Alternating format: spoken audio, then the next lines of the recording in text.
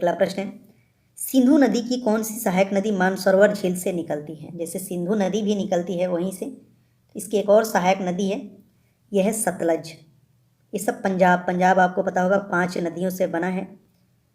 तो सतलज नदी तिब्बत में मानसरोवर झील से निकलती है। यह नदी भारत में हिमाचल प्रदेश में किन्नौर जिले के में सिक्की दर्रे से प्रवेश करती है। नेक्स्ट है, तुलबुल परियोजना किस नदी पर स्थित है? ये भी प्रश्न बहुत बार एग्जाम में आया है, वेरी वेरी इंपॉर्टेंट है, डायरेक्ट पूछ देता है ऐसे ही, बड़ी कन्फ्यूज़न होता है इसमें। याद कर लीजिए, तुलबुल परियोजना जम्मू कश्मीर राज्य में झेलम नदी पर स्थित है। कयाल नामक भौगोलिक संरचना भारत में किस राज्य में पाई जाती है? तो केरल इसका सही जवाब होगा। कयाल केरल में पाए जाते हैं। यह मछली पकड़ने और अंतर्देशीय परिवहन के लिए उपयोगी होते हैं। प्रसिद्ध नेहरू ट्रॉफी जो है पुत्रामदा कयाल में आयोजित की जाती है। निम्नलिखित में से कौन सी नदी अमरकंटक से निकलती है? दिए गए ऑप्शंस में से आपको बताना है, वो है नर्मदा। याद कर लीजिए, नर्मदा नदी मध्य प्रदेश में अमरकंटक पहाड़ियों से निकलती है। ताप्ती नदी की अगर मैं बात करूँ तो ये मध्य प्रदेश के बेतुक जिले में सतपुड़ा श्रेणी से निकलती है। और बेतवा जो आप ये देख रहे हो, ये नदी विंध्य श्रेणी से निकलती है। यह यमुना की सहायक भी है। तो ऐसे आप याद करते, ये सब मैप से अब कर लोगे ना, मैप से ज्योग्राफी पढ़ने में अलग ही मजा आता है, बहुत ईजिली हो जाता है सारे प्रश्न। निम्नलिखित में से किस बंदरगाह को अरब सागर की रानी कहा जाता है? तो यह है कोची बंदरगाह। सब क्वेश्चन आए हुए हैं एग्जाम में। केरल का कोची बंदरगाह एक प्राकृतिक बंदरगाह है। यह वेम्बनाड कायल में स्थित है। भारत की सर्वाधिक सीमा किस देश के साथ लगती है? ये आपको याद रखना पड़ेगा, बहुत इंपॉर्टेंट है। तो सर्वाधिक सीमा लगती है ये बांग्लादेश के साथ। अभी मैंने आपको बताया स्थलीय सीमा की बात हो रही है, तो भारत की कुल थल सीमा की लंबाई मैंने आपको बताया 15,106 किलोमीटर, इतना मैंने आपको बताया। ऐसे इसको अप्रोक्स 15,000 किलोमीटर लिखते हैं। अब इसमें बेसिकली आपके 92 जिला और 17 राज्य आ जाते हैं। ठीक है, भारत की जलीय सीमा की भी लंबाई आप याद कर लीजिए 7,516 किलोमीटर, ये जलीय सीमा की लंबाई है। इसमें आ जाते हैं आपके 13 राज्य व केंद्र शासित प्रदेश सब मिला के। ठीक है, अब भारत की सबसे ज़्यादा जो सीमा लगती है वो बांग्लादेश के साथ लगती है 4,096 किलोमीटर। उसके बाद नंबर आता है चीन का, चीन के साथ लगती है 3,488 किलोमीटर।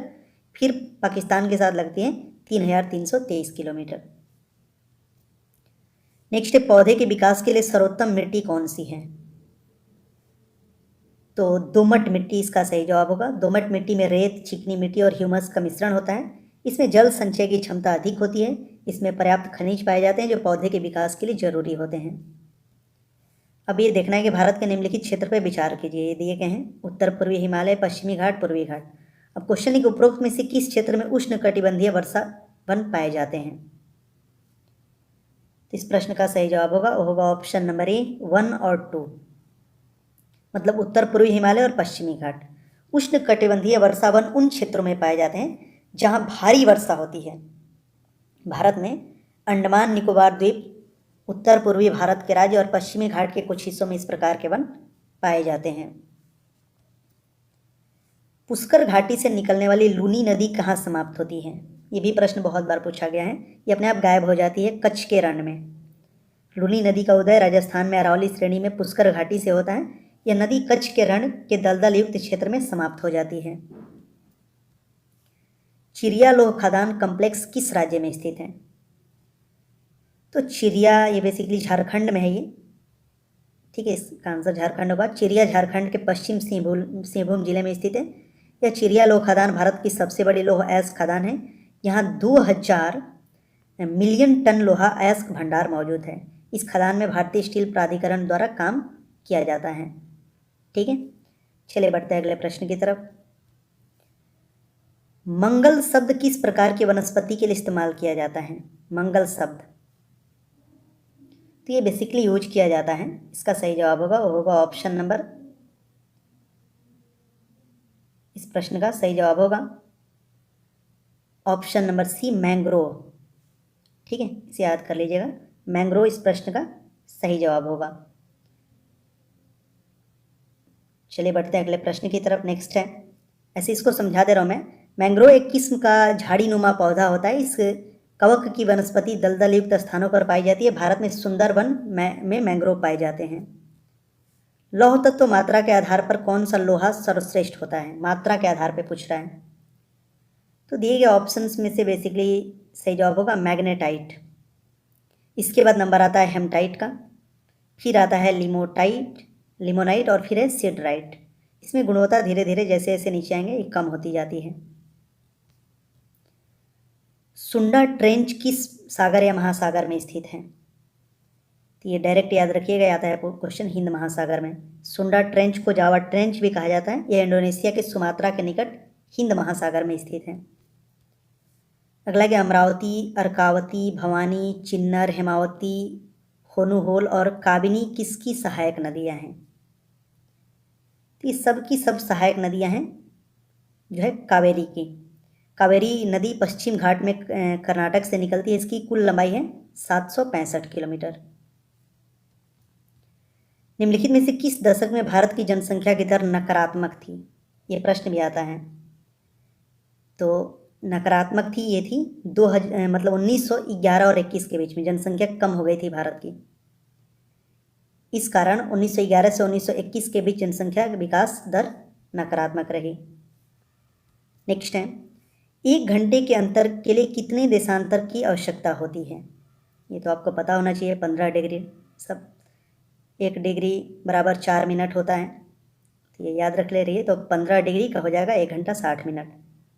नेक्स्ट है, पश्चिम बंगाल स्थित कूच बिहार किस उद्योग के लिए प्रसिद्ध है? तो ये प्रसिद्ध है रेशम उद्योग के लिए। कूच बिहार जिला पश्चिम बंगाल में स्थित है। इसका कुल क्षेत्रफल है 3387 किलोमीटर। भारत और बांग्लादेश के बीच फरक्का जो बांध है, विवाद किस नदी के जल बंटवारे को लेकर है? तो ये बेसिकली गंगा नदी पर ही है। फरक्का बांध पश्चिम बंगाल के मुर्शिदाबाद में गंगा नदी के किनारे पर स्थित है। यह बांग्लादेश सीमा से लगभग 16.5 किलोमीटर दूर है। यह बांध 1972 में बनकर तैयार हुआ था। भारत में नूनमती नामक स्थान किसके लिए प्रसिद्ध है?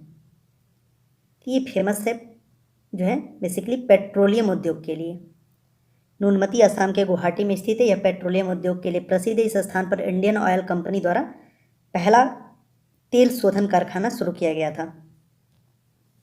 राउरकेला और दुर्गापुर स्टील प्लांट की संकल्पना किस पंचवर्षीय योजना में की गई थी? ये भी प्रश्न बहुत बड़ा आया है। तो राउरकेला और दुर्गापुर ये दोनों लगाए गए थे दूसरी पंचवर्षीय योजना में, जो चला था 1956 से 1961 तक। ठीक है, राउरकेला स्टील प्लांट की स्थापना एक जर्मन कंपनी की सहायता से की गई थी। और दुर्गापुर जो लगा था स्टील प्लांट, ये मतलब 1956 में लगा था दुर्गापुर वाला, और राउरकेला वाला लगा था 1961 में। चलिए बढ़ते हैं अगले प्रश्न की तरफ। अगला है कि इंडोनेशिया की लदांग कृषि प्रणाली जो है किस प्रकार की है, ये बताना है। तो इस प्रश्न का सही जवाब होगा ऑप्शन नंबर, खुद से भी प्रयास कर सकते हैं आप, एक तरह का आपका टेस्ट भी हो जाएगा। स्थानांतरण कृषि इसका सही जवाब होगा। स्थानांतरण कृषि जिसको शिफ्टिंग कल्टीवेशन बोलते हैं, इसे मैक्सिको में मिल्पा, वेनेजुएला में कोनुको, ब्राज़ील में रोका, मध्य अफ्रीका में मोसोलो और वियतनाम में रे कहा जाता है। रणजीत सागर बांध नदी घाटी परियोजना किस नदी पर स्थित है? यह रावी पे। रणजीत सागर बांध को थिए डैम भी कहा जाता है। यह जल विद्युत परियोजना पंजाब सरकार द्वारा पंजाब और जम्मू कश्मीर राज्य की सीमा पर निर्मित है। ठीक है, इसे बेसिकली इस पे काम शुरू हुआ था 1981 में और ये बन के तैयार हुआ था 2001 में। यहाँ से 600 मेगावाट की बिजली उत्पादन की जाती है।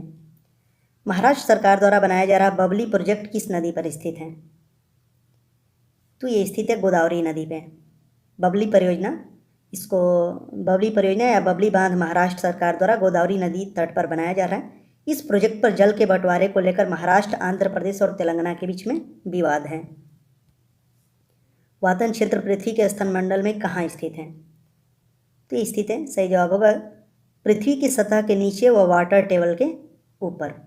वातन क्षेत्र पृथ्वी की सतह और वाटर टेबल के बीच में स्थित है। यह क्षेत्र मिट्टी और चट्टानों से बना है। मतभंगा नदी किन 2 देशों के बीच सीमा बनाती है? तो मतभंगा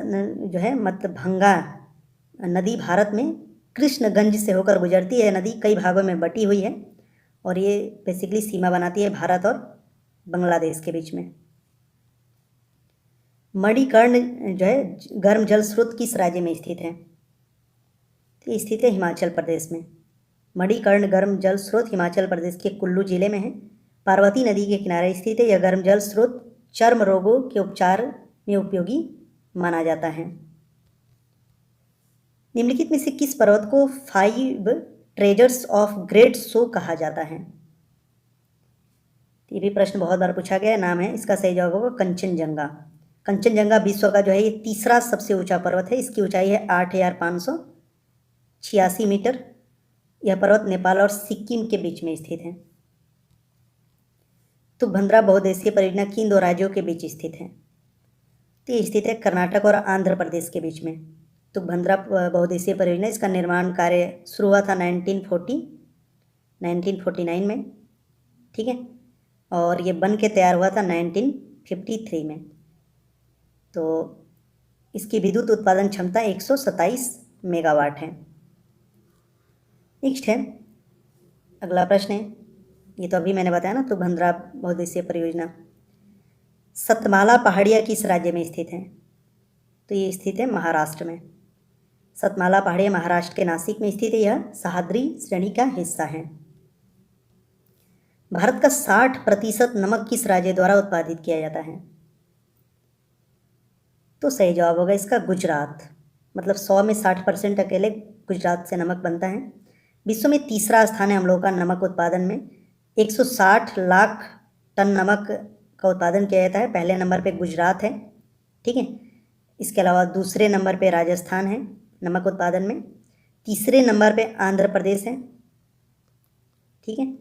इसके बाद नंबर आता है इसमें तमिलनाडु का। तो ये सब कुछ नमक उत्पादक राज्य हैं भारत के।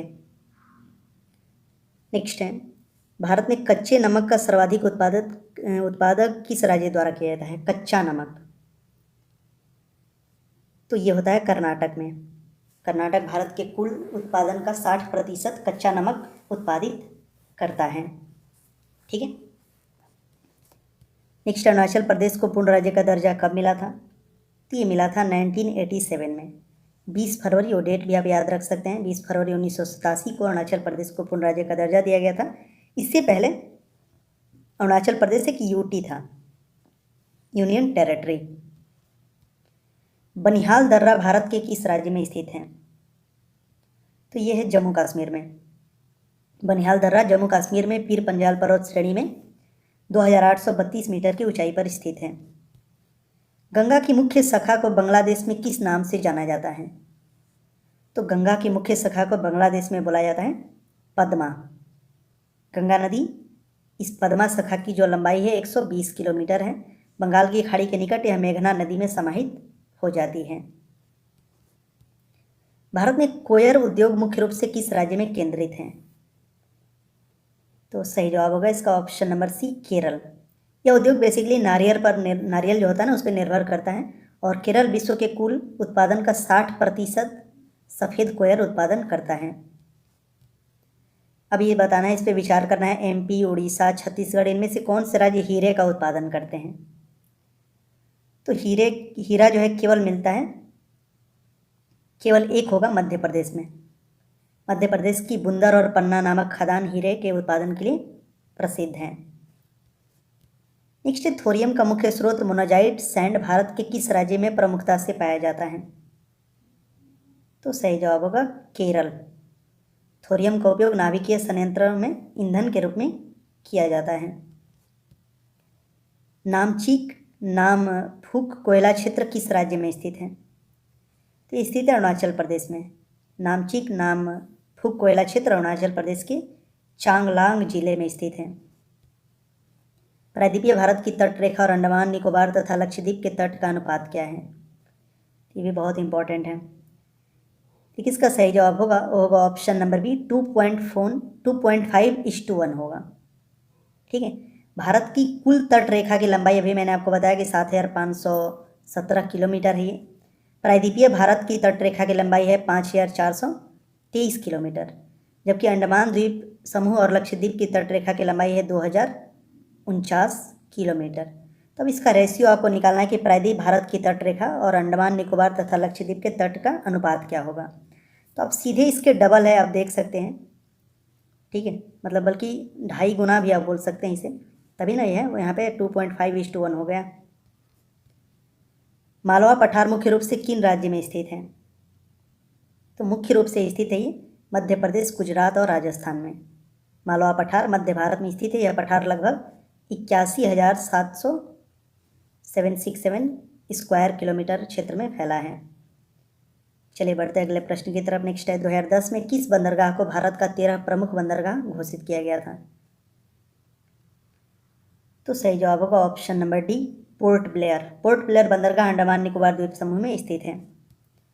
बाबा बुदन पहाड़ियाँ किस राज्य में स्थित है? बाबा बुदन नाम सुना होगा आपने, यह है कर्नाटक में। बाबा बुदन पहाड़ियाँ कर्नाटक के चिकमंगलूर में स्थित है। यह समुद्र तल से 1895 मीटर की ऊंचाई पर स्थित है। अब यहाँ पे बताना है कि एमपी है, महाराष्ट्र है, उड़ीसा है। छत्तीसगढ़ राज्य का निर्माण किन राज्यों के हिस्से से बनाया गया था? छत्तीसगढ़ कैसे बना था? तो बेसिकली ये तो आसान है, छत्तीसगढ़ अलग हुआ था मध्य प्रदेश से, यानी केवल एक इसका आंसर होगा। छत्तीसगढ़ राज्य बेसिकली 1 नवंबर 2000 को अस्तित्व में आया था, ये अलग हुआ था मध्य प्रदेश से। उसी वर्ष जो है आपका उत्तराखंड और झारखंड भी बने थे। उत्तराखंड यूपी से अलग हुआ था और झारखंड बिहार से अलग हुआ था। नेक्स्ट है भारत का सबसे लंबा राष्ट्रीय राजमार्ग कौन सा है? तो इसको अभी मैंने बताया था ना, इसी को NH-44 भी बोलते हैं और इसी को बोलते हैं राष्ट्रीय राजमार्ग संख्या 7। ये दोनों आप याद रखिएगा, ठीक है। यह राजमार्ग जम्मू कश्मीर के श्रीनगर से शुरू होकर दक्षिण भारत के कन्याकुमारी तक जाता है। इसकी कुल लंबाई है 3,745 किलोमीटर। नेक्स्ट है निम्नलिखित में से कौन सा राष्ट्रीय मार्ग सिक्किम को शेष भारत से जोड़ता है? तो राष्ट्रीय राजमार्ग 31A इसका सही जवाब होगा। यह राजमार्ग मुख्य रूप से सिक्किम और पश्चिम बंगाल में स्थित है। राष्ट्रीय खाद्य प्रौद्योगिकी उद्यमशीलता एवं प्रबंधन संस्थान किस राज्य में स्थित है? तो यह है हरियाणा में। राष्ट्रीय खाद्य प्रौद्योगिकी उद्यमशीलता एवं प्रबंधन संस्थान हरियाणा के सोनीपत में स्थित है। तालचर तापीय ऊर्जा प्लांट किस राज्य में स्थित है? तो यह उड़ीसा में। तालचर तापीय ऊर्जा प्लांट उड़ीसा के अंगुल जिले में स्थित है। इस पावर प्लांट को फरवरी 1968 में जो है बेसिकली कमीशन में किया गया था। इसकी ऊर्जा उत्पादन 460 मेगावाट है।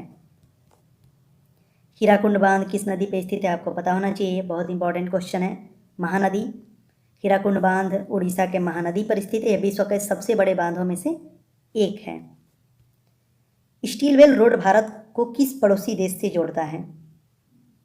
स्टील वेल तो ये चीन से जोड़ता है। स्टील वेल रोड भारत के लेड्रो म्यांमार से होते हुए चीन के कुनमिंग में से जोड़ता है। ये गुरु शिखर चोटी किस राज्य में स्थित है? तो यह राजस्थान में। गुरु शिखर चोटी राजस्थान में स्थित है। यह समुद्र तल से 1722 मीटर की ऊंचाई पर स्थित है। यह माउंट आबू से 15 किलोमीटर दूर स्थित है। चलिए नेक्स्ट इलायची पहाड़ियाँ भी क्वेश्चन आता है कि संदर्भ में निम्नलिखित कथन पे विचार करना है। अब ये 3 स्टेटमेंट दिए गए हैं और बताना है कि इनमें से कौन सा कथन सत्य है। तो पढ़ के आप आंसर कर सकते हैं। इसमें सत्य है केवल 1 और 2, मतलब यह पश्चिमी घाट में स्थित है। यह केरल और तमिलनाडु के बीच सीमा का निर्माण करती है, सही है। इलायची पहाड़ियाँ, यह पहाड़ियाँ इलायची, मिर्च और कॉफ़ी की खेती के लिए प्रसिद्ध है, इसी के लिए इसका नाम है इलायची पहाड़ियाँ। निम्नलिखित में से मध्य प्रदेश का कौन सा शहर शिप्रा नदी के तट पर बसा है? पता होना चाहिए, उज्जैन। शिप्रा नदी का उदय विंध्य पर्वत श्रृंखला में काकरी बर्दी पहाड़ियों से निकलती है। यह नदी चंबल में समाहित होती है। उज्जैन में इस नदी के तट पर प्रत्येक 12 वर्ष बाद आपको पता होगा कि कुंभ का मेला भी लगता है यहाँ पे। चंबल नदी निम्नलिखित में से किस राज्य में नहीं बहती है? अभी ये सब मैप वाले प्रश्न हैं, मैप देखोगे तो इजीली कर सकते हो आंसर। चंबल नदी गुजरात में क्या करने जाएगी? वहाँ काम ही नहीं है इसका। चंबल नदी यमुना की सहायक नदी है। चंबल नदी बेसिकली मध्य प्रदेश, ठीक है, और राजस्थान में बहने के बाद उत्तर प्रदेश में यमुना में ये जाके मिल जाती है। अगला एक अंडमान और निकोबार द्वीप समूह को मिलाकर भारत की कुल तटीय रेखा की लंबाई कितनी है? ये प्रश्न मैंने अभी आपको याद करवाया। तो इसका सही जवाब होगा ऑप्शन नंबर बी, 7,500 17 किलोमीटर। ठीक है, और अगर स्थलीय मतलब कि थल सीमा की बात की जाएगी तो आपको लिख देना है 15,000 किलोमीटर से ज़्यादा है, 200 किलोमीटर के आसपास आप बता सकते हो। सरहिंद नहर किस नदी पर स्थित है? तो यह है सतलज। सरहिंद नहर पंजाब में स्थित है। इसका निर्माण बेसिकली 1882 में किया गया था। इस नहर में सतलज नदी का पानी का इस्तेमाल किया जाता है। यह नहर सिंधु नदी प्रवाह तंत्र की सबसे पुरानी नहरों में से एक है। Bharat Myanmar friendship road Bharat के किस राज्य को म्यांमार से जोड़ती है? तो इसका सही जवाब होगा Manipur. Bharat Myanmar friendship road की लंबाई लगभग 160 किलोमीटर है। ठीक है, यह सड़क म्यांमार के तमू कलेव कालमेओ को भारत में मणिपुर से जोड़ती है। सिल्वी कल्चर का संबंध किससे है? सिल्वी कल्चर, इसको हिंदी में वनवर्धन बोलते हैं, तो हिंदी अगर आप जानते हो तो बता दोगे। वन विकास, सिल्वी कल्चर को हिंदी में वनवर्धन बोलते हैं। वनों को लगाने, उनके विकास, संरचना, स्वास्थ्य एवं गुणवत्ता के नियंत्रण का व्यवहार सिल्वी कल्चर कहलाता है। सिंधु नदी किस पर्वत श्रेणी से निकलती है? सिंधु नदी ये निकलती है कैलाश श्रेणी की उत्तरी ढलान से। सिंधु नदी कैलाश श्रेणी की उत्तरी ढलान में मानसरोवर झील के निकट उत्पन्न होती है। यह तिब्बत से होते हुए भारत में प्रवेश करती है, उसके बाद पाकिस्तान में जाती है और पाकिस्तान के ठीक बीचों बीच निकल के जाके फिर अरब सागर में गिर जाती है। ये निम्नलिखित में से गलत कथन को चुनना है। चारों में से कौन गलत है? पढ़ के बताइए। तो देखिए गलत है ये। चिनाब चंद्र और ब्यास नदियों के, चिनाब जो है चंद्र और ब्यास नदियों के संगम से बनती है, ये गलत है। चिनाब चंद्रा और भागा नामक दो नदियों के संगम से मिलती है, ब्यास इसमें नहीं आएगा। ठीक है, यह दो नदियाँ आपस में हिमाचल प्रदेश के लाहौल स्पीति जिले से निकलती हैं, तब जाके ये बनता है। चलिए नेक्स्ट है, डंकन दर्रा निम्नलिखित में से किन स्थानों का अलग करता है? तो सही जवाब होगा ऑप्शन नंबर ए, रूटलैंड द्वीप व लिटिल अंडमान। डंकन दर्रा दक्षिणी अंडमान व लिटिल, बेसिकली इसको आप करेक्ट कर लीजिए। क्वेश्चन देख लेते हैं फिर से। डंकन दर्रा निम्नलिखित में से किन स्थानों को अलग करता है? ये डंकन दर्रा, तो डंकन दर्रा बेसिकली दक्षिणी अंडमान और लिटिल अंडमान के बीच में स्थित है, ये होगा। ठीक है, डंकन दर्रा हिंद महासागर में स्थित एक जल डमरू मध्य है। यह लगभग 48 किलोमीटर चौड़ा है। चलिए बढ़ते हैं अगले प्रश्न की तरफ। नेक्स्ट है, भारतीय वन अनुसंधान संस्थान कहाँ पर स्थित है? ये तो प्रश्न बहुत आसान है, बता दीजिएगा। इस तरह के प्रश्न आते हैं। एक अनुसंधान संस्थान, जो रिसर्च इंस्टीट्यूट जितने भी बने, एक बार उस पर आप नज़र जरूर घुमाइए। इसका सही जवाब होगा ऑप्शन नंबर बी, देहरादून। भारतीय वन अनुसंधान संस्थान उत्तराखंड के देहरादून में स्थित है। इसकी स्थापना 1906 में हुई थी। निम्नलिखित में से कौन सा जल स्रोत भारत के दक्षिण पूर्व और मालदीव के पूर्व में स्थित है? ये सब मैप के प्रश्न हैं। लक्षद्वीप सागर इसका सही जवाब होगा। लक्षद्वीप सागर की सीमा भारत, मालदीव और श्रीलंका से लगती है। इसका कुल क्षेत्रफल 7,86,000 वर्ग किलोमीटर है। अमरावती जलाशय भारत के किस राष्ट्रीय उद्यान में स्थित है? तो ये स्थित है, सही जवाब होगा इसका इंदिरा गांधी वन्यजीव अभयारण्य। अमरावती जलाशय तमिलनाडु और इंदिरा गांधी वन्यजीव अभयारण्य में स्थित है। इंदिरा गांधी वन्यजीव अभयारण्य का नाम अब बदलकर अनामलाई टाइगर रिजर्व रखा गया है। गुजरात के निकट कौन सी पर्वत श्रृंखला शुरू होती है, जो पूर्व में महाराष्ट्र और मध्य प्रदेश होते हुए छत्तीसगढ़ तक जाती है? काफ़ी लंबी है, पहाड़ी है। सतपुड़ा श्रृंखला इसी को बोलते हैं। विंध्य और सतपुड़ा बेसिकली भारत को दो भागों में बांट देती है। ठीक भारत के बीच में है विंध्य, ठीक है, और नर्मदा और तापी नदी सतपुड़ा श्रृंखला से ही निकलती है, आप ये भी समझ जाइए। निम्नलिखित में से कौन सा एल्युमिनियम अयस्क सर्वाधिक महत्वपूर्ण है? तो सबसे जो इम्पोर्टेंट है वो है बक्साइट एल्युमिनियम का। बक्साइट एल्युमिनियम का एक अयस्क है, यही विश्व में एल्युमिनियम का मुख्य स्रोत है। इसमें बहुत सारी चीज़ें पाई जाती हैं, गिब्साइट, बोमाइट, डायस्पोर, ये सब निकलते हैं। लोहे के भी जो ऑक्साइड हैं, गोथाइट एवं हेमटाइट, ये सब भी इसमें पाए जाते हैं। नेक्स्ट तमिलनाडु का जैन कोदम निम्नलिखित में से किस खनिज के लिए प्रसिद्ध है?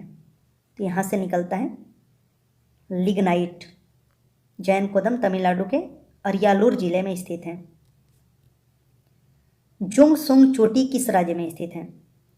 तो यह सिक्किम में। जोंगसोंग पर्वत की ऊंचाई है 7,400 62 मीटर या विश्व का 57वां सबसे ऊंचा पर्वत है। ठीक है, चलिए ये बताना है निम्नलिखित नदियों का, ये नदी के नाम है सिंधु, ब्रह्मपुत्र, गंगा, गोदावरी। नदियों को उनकी लंबाई के अनुसार घटते क्रम में लिखना है। तो आसान है, सबसे लंबी नदी पता करते हैं पहले, घटते क्रम में आपको बताना है ना। तो यानी सबसे बड़ा, उसके बाद छोटा, फिर छोटा, तब सबसे छोटा। तो देखिए इसका सही जवाब होगा, सबसे जो लंबी है यहाँ पे मैं लिख दे रहा हूँ, सिंधु की लंबाई मैं बता रहा हूँ, यह है 3610 किलोमीटर। ठीक है, ब्रह्मपुत्र की बात करते हैं तो इसकी लंबाई है लगभग 2900 किलोमीटर, यहीं से पता चल जाएगा। गंगा की लंबाई सबको याद रहता है 25 किलोमीटर, 2525। और गोदावरी जो कि दक्षिण भारत की सबसे लंबी नदी है, ये है 1465 किलोमीटर। अब आसान हो गया, तो ईजी हो गया ये तो, 1 2 3 4 आराम से हम इसको लगा सकते हैं। ठीक है, घटते क्रम में बताया ना, तो बड़ा छोटा छोटा सब ये हो जाएगा, 1 2 3 4 इसका सही जवाब होगा। इस तरह से प्रश्नों को आप लगा सकते हैं इजिली। चलिए नेक्स्ट है, भारत में सबसे पहले गहरे पानी में गैस का उत्पादन ब्लॉक में शुरू हुआ। तो इसका सही जवाब होगा option number 1, Krishna Godavari D6। अप्रैल 2009 में रिलायंस कंपनी ने कृष्णा गोदावरी बेसिन के लिए D6 ब्लॉक से प्राकृतिक गैस का उत्पादन शुरू किया। भारत के किन 2 राज्यों में थोरियम पर्याप्त मात्रा में पाया जाता है? तो थोरियम, भारत में थोरियम का भंडार बहुत ज़्यादा है, लगभग 3,60,000 टन है। भारत का थोरियम भंडार विश्व के कुल भंडार का लगभग 25%, 1/4 तो थोरियम भारत में ही पाया जाता है। और ये पाया जाता है बेसिकली, इसका सही जवाब होगा केरल व राजस्थान।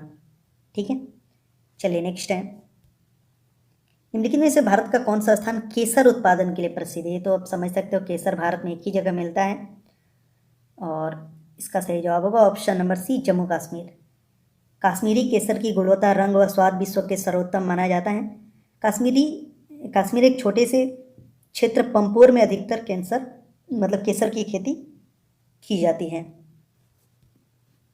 भारत में प्राकृतिक यूरेनियम के भंडार में तुमालपल्ले में पाए जाते हैं। तुमालपल्ले किस राज्य में स्थित है?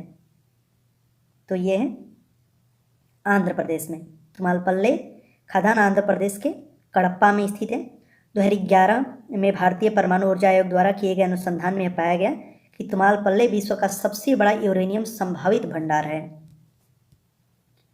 भारत में मौजूद कोयले की विशिष्टता के संबंध में निम्नलिखित कथन पर विचार करना है। स्टेटमेंट दिए गए हैं और इसमें बताना है कि कौन सा कथन सही है। तो इसको पढ़ने के बाद आपको पता चलेगा कि कथन केवल एक सही है। भारत में मौजूदा कोयले में सिलिका और एल्यूमिना जो है इसकी मात्रा अधिक होती है। ठीक है, लगभग 35 से 40% पूरे कंटेंट में होता है। भारत में ज्वारीय ऊर्जा उत्पादन की सर्वाधिक क्षमता निम्नलिखित में से किस स्थान पर विद्यमान है? तो ये विद्यमान है, सही जवाब होगा ऑप्शन नंबर D, पाक स्ट्रेट। खंबात की खाड़ी अरब सागर में गुजरात के निकट स्थित है ये। ठीक है, अच्छा इसको करेक्ट कर लेते हैं।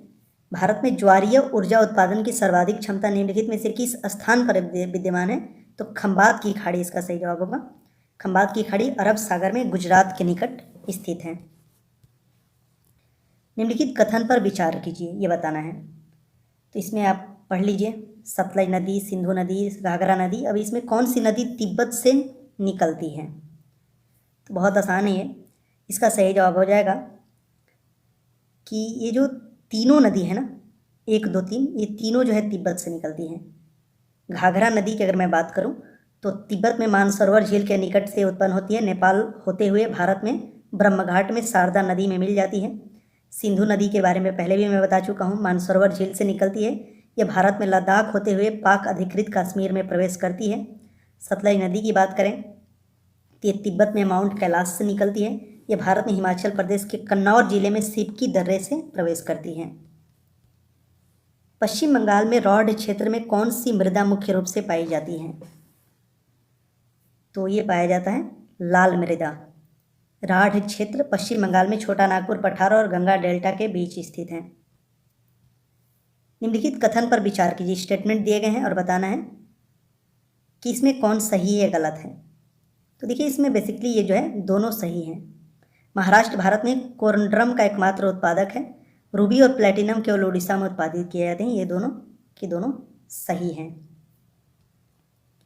नेक्स्ट है, लक्षद्वीप को मलिकू एटोल से कौन सा चैनल अलग करता है? तो इसका सही जवाब होगा 9 डिग्री चैनल लक्षद्वीप और मलिकू एटोल को अलग करता है, जबकि जो 10 डिग्री चैनल है ये वाला, ये अंडमान और निकोबार ये दोनों को अलग करता है। भारत के 90% हीरे किस शहर में प्रसंस्कृत किए जाते हैं? मतलब वहाँ उसको सही किया जाता है, हीरा से कुछ बनाया जाता है। तो सूरत, पता होगा आपको, गुजरात का सूरत शहर हीरे की कटाई और पॉलिशिंग के लिए वर्ल्ड में फेमस है। बिहार, उत्तर प्रदेश, पश्चिम बंगाल में निम्नलिखित में से किस कारण वर्षा होती है?